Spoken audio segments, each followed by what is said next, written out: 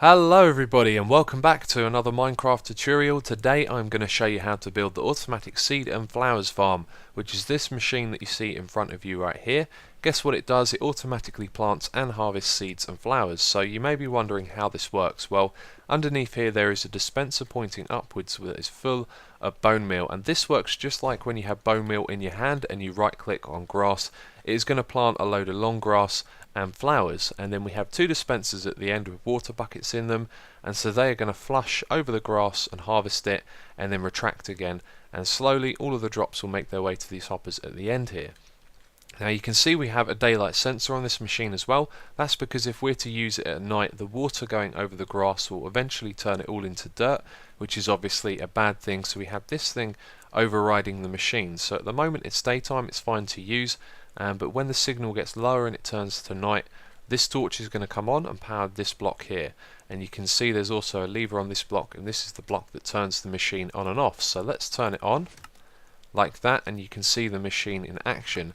Now one of the first things you'll notice is all the flowers and seeds, they don't tend to move around a lot. They get moved forward at a very slow rate, and that is actually how the machine is supposed to work. They will eventually make their way to the end here and they won't despawn. It does not take longer than a minute or so for the items to make their way to the hoppers at the front here. Now you may also notice that some of the items are a little bit derpy and jump around. That is just, you know, the usual Minecraft. It's fine. They are actually inside this area here, and so slowly all of these items are going to be making their way to the front and filling up this chest here. So let's take a look at the redstone so we can understand what's going on.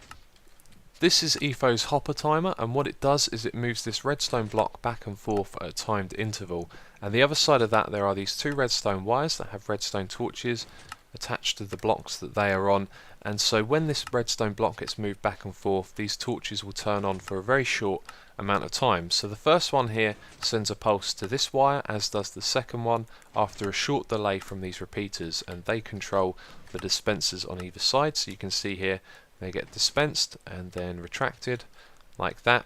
Now this torch here also controls the dispenser that has the bone meal in as well. So when the block gets moved back and forth, it sets off the dispensers, and it also bone meals the grass. So before we move on to the tutorial, I just wanted to talk about the design of this machine for a moment. Obviously it is very large, but I have tried to make it as compact as possible, and one of the main things that makes it so big is how bone meal hits grass. Now it usually hits a 5x5 area.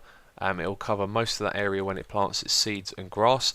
However, it can affect a 7x7 area as well, so you'll get a few things on the outside, and that is the area that I've gone for here. I've had to make some adjustments to put these hoppers in at the bottom as well, and it can even hit a 9x9 area, but I felt like that was too excessive and it caused problems with getting the water to go all the way across. So that's why it is the size that it is, and the reason that it also runs so fast is because I found it was better to let the water flow over for a little bit, just enough so that it would move the seeds and flowers forward